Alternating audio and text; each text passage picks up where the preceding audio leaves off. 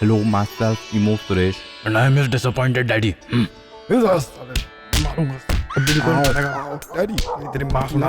Daddy.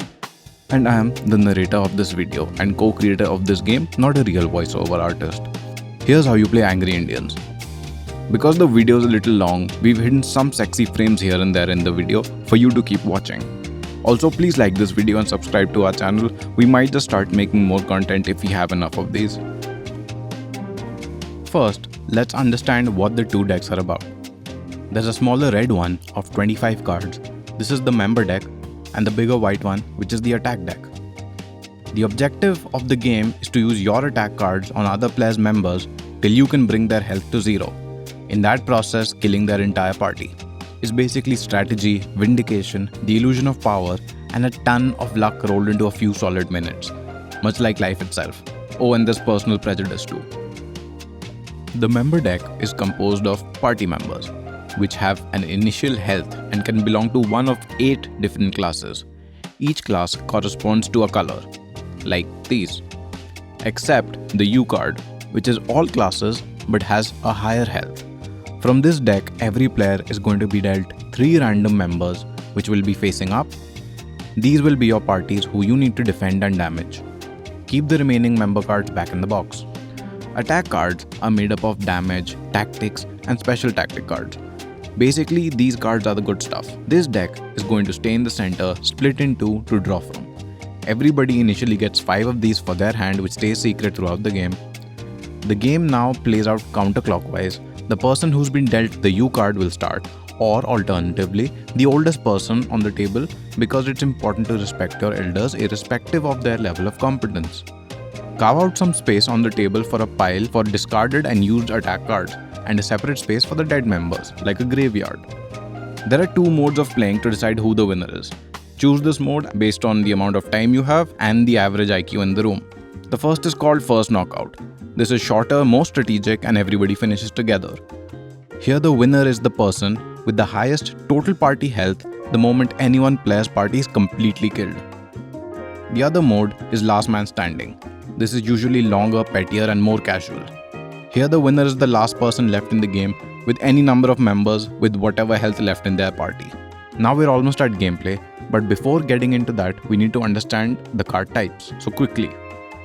Cards with a negative damage number in the corner or a skull are the cards you will be doing damage with. These have differing levels and range of attack. By range of attack, I mean not every damage card can attack every member. For instance, Attack Only can only attack specific members and with perfect damage. 2-class attackers can attack a member from either of 2 classes, but with lower damage and so on. Just make sure you read the damage literature on top, plus the colors and the literature on the sides. It's easy to keep track of. Another way to do damage is through the awesome mechanic of ganging up. So if you happen to have at least 2 cards with G on them, then irrespective of their range of attack, you can play them together to attack with combined damage a member who's in one of the classes that you're ganging up. But there's one tiny catch with ganging up which you'll learn soon. Now, tactical cards. These help shake things up. Class doesn't matter when using these cards. These basically help you defend, mess around, and even do a little damage when being attacked. These mechanics should be familiar to you. Just make sure you read the instructions properly. And among the tacticals are special cards, which are overpowered, fate-changing, unblockable tactics which exist only as singles for one-time usage. These help really f*** shit up. For instance, Rebirth allows a dead member to come back into the game as another member the moment it dies. Or Kidnap lets you outright take somebody else's member. Again, make sure to read the instructions on the cards. Now because you've come so far into the video, you've had to bear with my flat, somewhat nasal voice, so here's a sexy frame for you. So now that we understand all our cards, here's how things actually play out. For every turn a player gets, they're going to get 2 actions which must be played. For an action you could damage an opponent's member, play a tactical card, where you might also table something defensive on yourself, or draw a card. If you want to discard and then draw 2 cards, then that must be done in succession, not together. Also, ganging up is counted as 2 actions, so it's allowed only as a turn's first and only action. This was the catch that I was talking about. Remember, and this is extremely important, that you must always have 5 attack cards in hand, drawing accordingly. even if you like use 2 cards, 3 cards at a time when you're ganging up, or even if you played 1 card during your normal turns, which is going to be most of the time. If the entire attack deck gets used, then the discard pile is shuffled and converted into the attack deck. Now about other important things. Labels. These are indications which are present on some attack cards, and they apply some special conditions to their usage. OOT means out of turn, meaning you can play that card anytime in the game and it won't be counted as an action. You could even make it a third action. You'll notice some duplicates of cards have OOTs and some don't. On attack means you can play that as a turn only at the instance of you being attacked without it being counted as an action. Block and revenge tactical cards are by default on attack cards, and if you happen to have more than one on being attacked, you can use just one. And one-time use means that after the usage of that card, it has to leave gameplay entirely for that particular game. Unblockable means the block card doesn't work on this.